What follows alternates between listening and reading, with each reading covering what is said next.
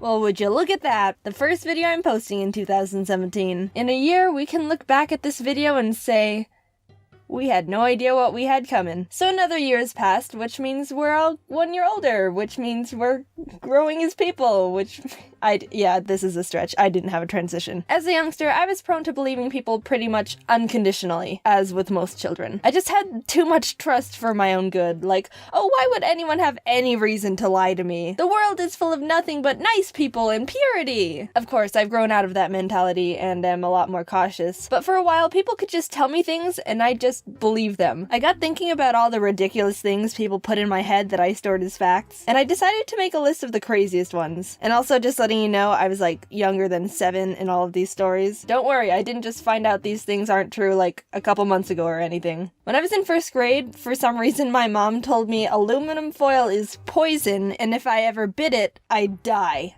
A bit strange, but I think I know the idea behind it. Apparently, biting foil can induce a galvanic shock. Basically, if the foil comes in contact with braces, metal fillings, something like that, the metals will react with each other and create a little electric shock. But all I knew as a kid was teeth, contact with aluminum foil, death! And I was petrified. I didn't even have braces or anything metal in my mouth at the time, so nothing would have even happened if I tried it. I also remember going to school the next day and telling my friend, "Did you know that if you bite aluminum foil, you'll die?" And she goes, "I think I've bit foil before."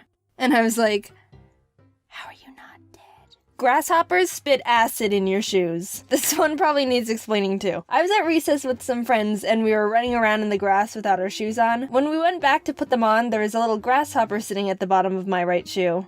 "Guys, look, a cute little grasshopper is wearing my shoe." And one of my friends goes, "Oh my god, grasshoppers spit acid! Get it out!" And then we all start panicking at the fact there was a death grasshopper in my shoe. I looked up why she could have thought that, and it actually is a fact that grasshoppers can spit a brown liquid to protect themselves from predators. It's called tobacco juice, and even though it's slightly acidic, the worst it really can do is stain your clothes. It's pretty much harmless. But oh dude, no, I had the image in my head of some Breaking Bad hydrofluoric acid dissolve through everything it touches kind of meme. Also, just saying, I didn't mean the drug acid, even though that could be equally terrifying. Speaking of staining clothes, I was at lunch one day with the rest of my class, and one boy took out a bag of pomegranate seeds his mom packed for him in his lunch. A lot of us hadn't seen them before because it's a bit of an exotic fruit, so it caught some attention and we were all asking a bunch of questions about him. The boy said, "Did you know pomegranate seeds can stain your clothes and it'll never come out?"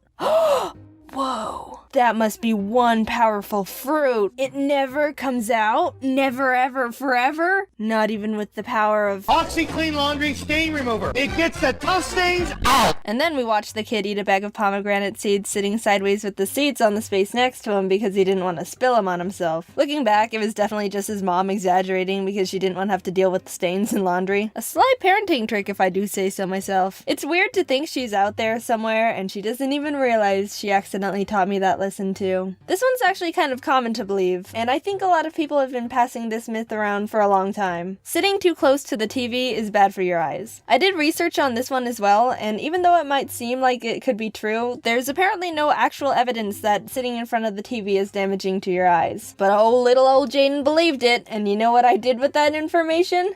Stand directly in front of the TV. Yeah, for some reason when I was younger, I really wanted glasses. I don't know where that came from, I just liked the look of glasses and wanted them. So when no one was looking, I would go up to the TV screen and stare at it, like 1 inch away from my face. This'll get me glasses. But it didn't work, obviously. I actually have really good eyesight. Maybe standing too close to the TV will improve your vision. But yeah, I'm glad my eyesight sabotage plan didn't work because having glasses just seems like a hassle and inconvenience. Tip of the hat to anyone out there with glasses or contacts or even glass eyes that are annoyed by them. Wish you the best. We people without those things forget how good we have it. This one's a bit related because it's about eyeballs again. If you try to use your eyes to look back into your head at your brain, they'll get stuck and you'll be blind forever. It's a bit of a spin-off of the other eyeball myth of if you cross your eyes too much, they'll get stuck like that. I never believed that one, but I believe this brain one. A friend told me once that if you tried to look at the back of your head with your eyes, you might be able to see your brain, and we spent the whole day trying to do it. Then, when I went home, I asked my mom about it, and she said,